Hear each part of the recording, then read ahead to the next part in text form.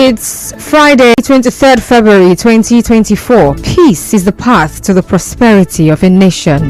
Let peace reign. On the news this evening, police recover body of wanted gang leader Tubaba in Rivers State. CJN to swear in new Supreme Court justices on Monday. INEC releases reports of 2023 general elections. On the foreign scene, US targets Russia with more sanctions. I am Constance Mega. The Rivers State Police Command today displayed the decomposing body of the wanted gang leader Gift Okpara, popularly known as Tubaba, who was accused of killing the DPO in charge of Ahoda East Division, SP Bako Angbashim, in September last year.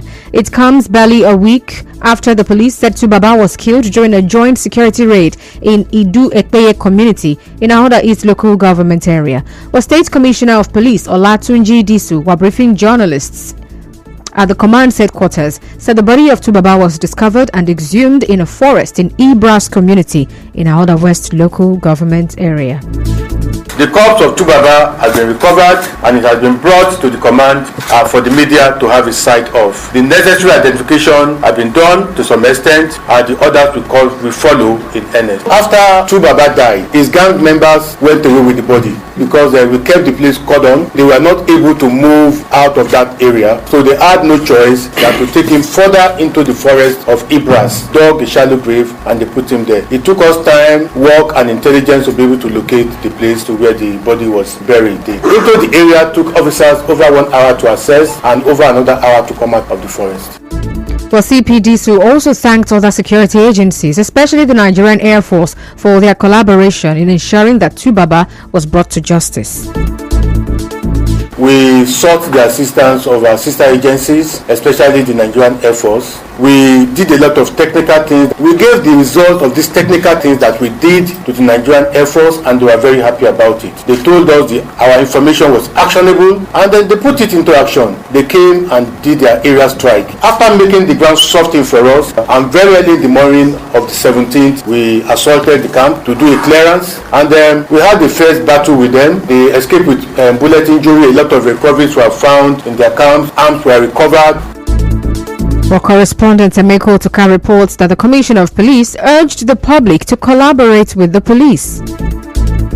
It is crucial for our citizens to recognize the importance of collaboration and support in our fight against crime. We urge the public to continue to provide us with timely and accurate information that can aid in identifying and apprehending criminals. Together, all of us can create a safer environment for all of us. I want to assure the residents of Rivers State that the Rivers State Police Command remains committed to the safety and security of our state. We will continue our operations to apprehend other members of Tubaba's gang and dismantle any remaining criminal network. Well, CPDSU also said he is in discussion with Governor Siminalayi Fubara for the release of a 100 million naira bounty for information that would lead to the capture of the wanted gang leader. In the meantime, the chairman of Ahoda East local government area, Ben Eke, has confirmed that the decomposed body displayed today by the Rivers State Police Command is that of Tubaba. Mr. Eke spoke to journalists at the police command headquarters. To the best of my knowledge, this is Tubaba. From the photograph, from the tattoo on his left hand, the photographs we've been seeing, this is Tubaba.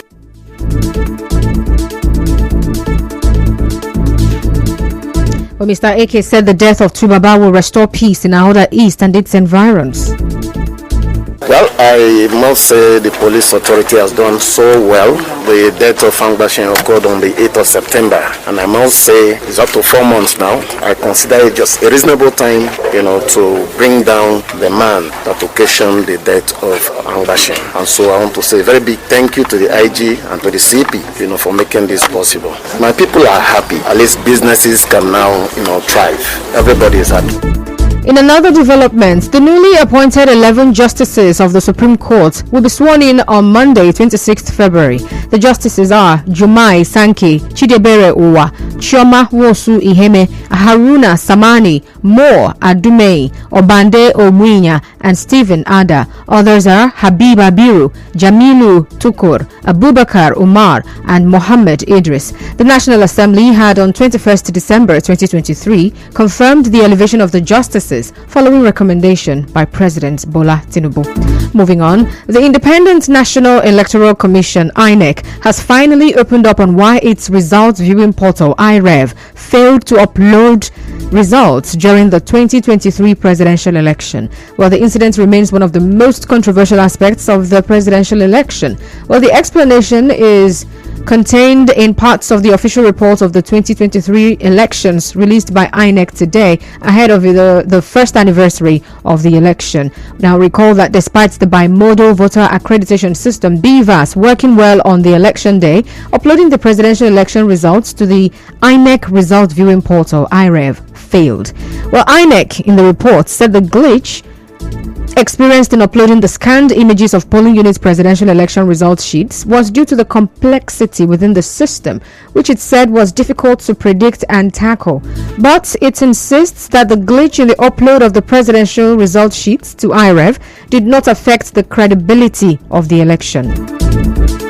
Elsewhere, former national chairman of the Nigerian Bar Association, Olumide Akpata, has won the Edo State Labour Party governorship primary election, while the returning officer for the election and deputy governor of Abia State, Ikechukwu Emetu, declared Akpata as the winner. Akpata won with 316 votes. Still to come, House of Representatives asks NAFDAC to lift ban on sale of alcoholic content in sachets. Stay tuned. The traditional marriage ceremony between Sengad Amele of Umokom Ulakwa 1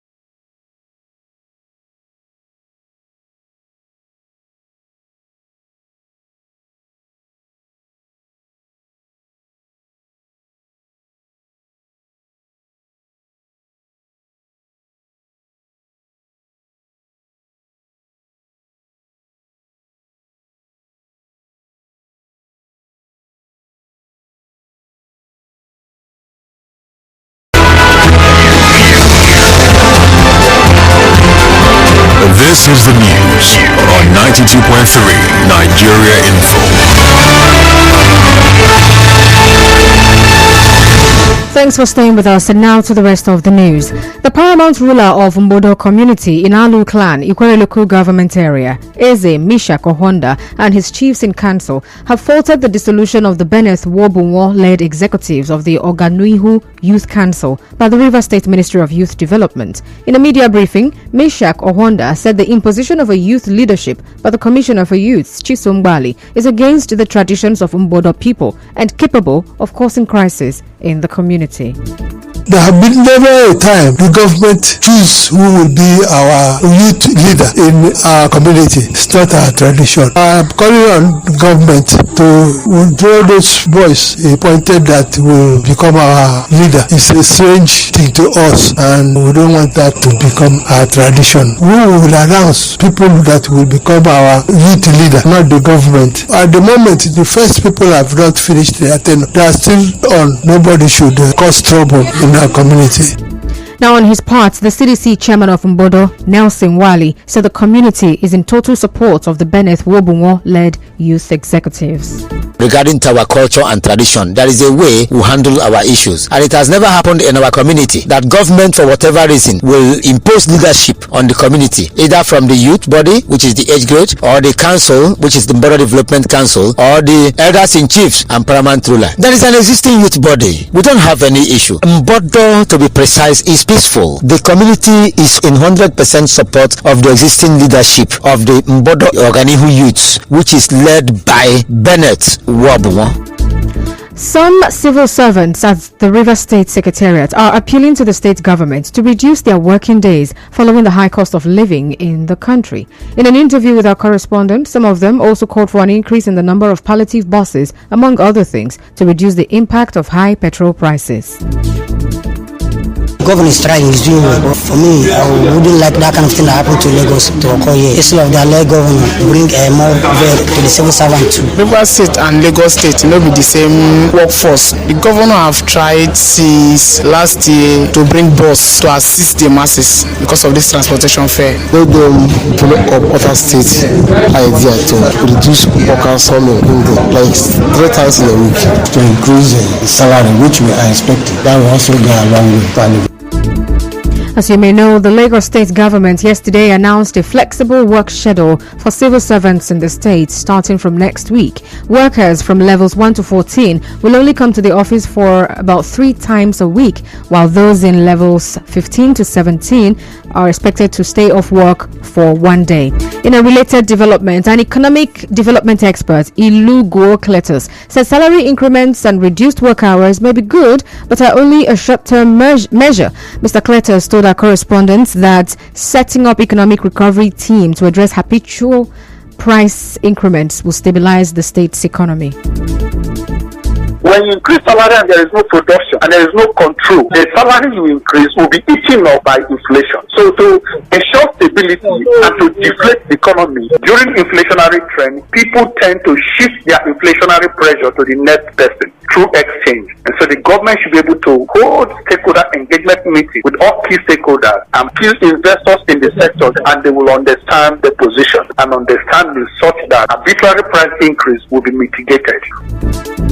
In other news, the House of Representatives Committee overseeing the National Agency on Food, Drugs Administration and Control, NAFDAC, has ordered the suspension of the ban on the production and sale of spirits and alcoholic drinks in sachets and PET bottles. But the committee, headed by former Benue State First Lady Regina Akume, said the suspension should be in force until it concludes investigations into the issue. On the foreign scene, the US has announced more than 500 new sanctions against Russia over its invasion of Ukraine and the death of opposition leader Alexei Navalny. While the measures